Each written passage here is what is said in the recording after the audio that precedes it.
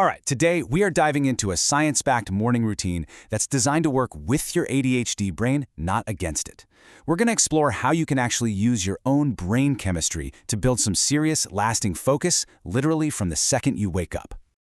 I mean, come on, has this ever happened to you? You wake up, maybe you grab your phone just to feel, awake. You start scrolling, and then bam, it's noon.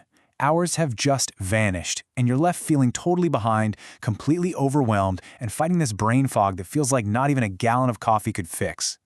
Okay, if you've ever felt that kind of suffocating frustration, I need you to hear this loud and clear. You aren't lazy. You aren't broken. This is not a moral failing or some kind of willpower issue. It's just biology. Your brain's starting line in the morning is just in a completely different place than a neurotypical brain's. So, to stop fighting our own wiring and actually start working with it, we got to understand what's really going on inside our heads. I mean, why do mornings feel like such an impossible uphill battle? Well, it all comes down to a couple of really key chemicals. So check this out. A typical brain wakes up with a nice, healthy level of cortisol, that's your get-up-and-go hormone, and really low levels of melatonin, the sleep hormone. But the ADHD brain, it often wakes up completely flipped. We've got low cortisol and high melatonin still hanging around. It's like you're trying to start your day with the emergency brake pulled all the way up. So what does our brain do when it's in that foggy, brakes-on state? It does what any brain would do. It instinctively reaches for the quickest, easiest fix to just get itself online. It goes hunting for what we call fast dopamine. You know, that quick hit from your phone, a sugary breakfast. But here's the problem, right? It's like trying to warm yourself with a single match. You get this bright flash and then an immediate crash that leaves you feeling even worse than before. And this brings us to the absolute core of the whole strategy.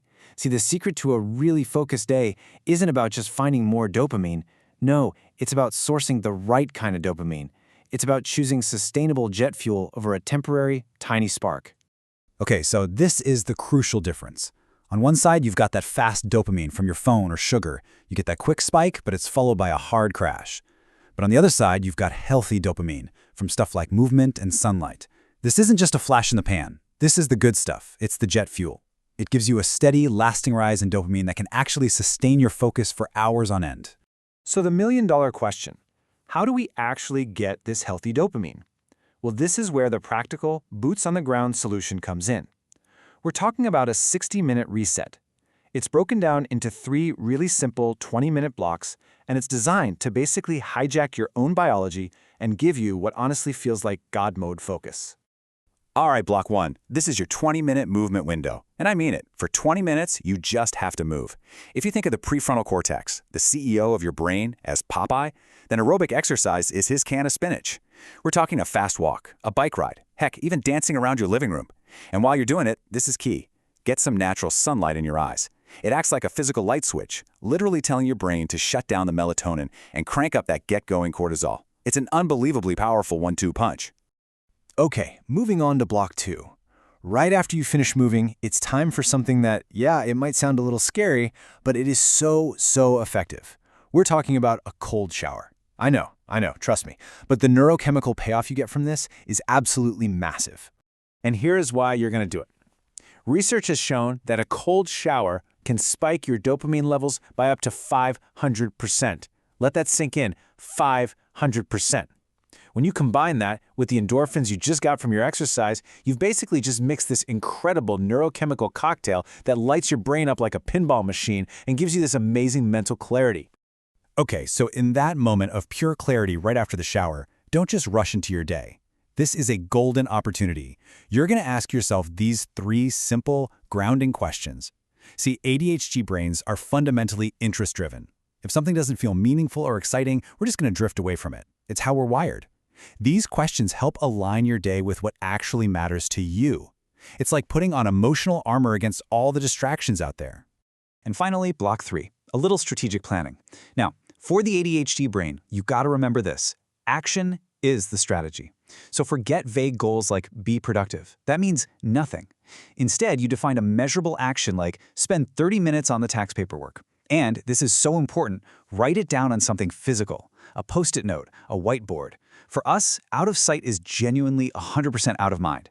That physical note becomes an anchor for your attention all day long. Okay, so there you have it. That's the 3-part system. But to actually make this thing stick, you're going to need two more things. One absolutely non-negotiable rule, and the right mindset for those days when, things don't go perfectly. And here it is, the single most important rule of this entire routine: the no phone zone. Seriously, if you check your phone at all during these first 60 minutes, the whole system just collapses. Why? Because you're training your brain what to crave for the rest of the day. If you give it that cheap, fast dopamine from social media first thing, that's all it's going to want. It'll be stuck in a dopamine-seeking loop all day. So charge it in another room. Buy a $5 alarm clock, whatever it takes. You have to protect that first hour. Now, I can practically hear what some of you are thinking right now. I've tried routines before, and I never, ever stick to them. You've been here. You've built a plan, and it's fallen apart after a few days or a week. And that feeling of, here we go again, that feeling of past failure, it is completely and totally normal. But this is where we have to completely reframe what success looks like. It is not about perfection.